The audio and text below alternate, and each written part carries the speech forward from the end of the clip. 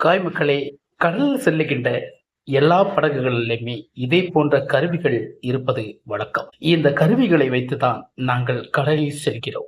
இந்த கருவியை வைத்துதான் நாங்கள் கரைக்கும் கடலுக்கும் எவ்வளவு தூரம் இருப்பதை கண்டுபிடிக்கிறோம். இது கப்பல் சென்றால் எங்களுக்கு இதுல பெரிய ஒரு அலாரம் அடிக்கும். கொயின் கொயின் ஒரு அலாரம் அடி.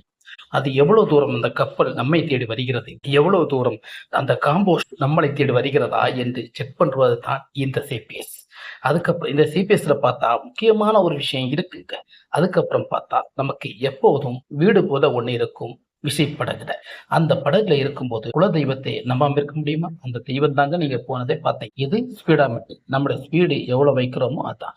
இது கடல்ல செய்கின்ற தொழிலாளிகள் எல்லாம் அங்கீகமாக இருக்கிறாங்க. இந்த தொழிலாளிகளை தான் நீங்க பாக்குறீங்க. அங்கே ஒருத்தர் இருக்கிறாரு. இது நம்ம கடல்ல ஆங்கர். ஃப்ரெண்ட்ஸ், இந்த வீடியோ உங்களுக்கு பிடிச்சிருந்தா லைக் பண்ணுங்க. வணக்கம்.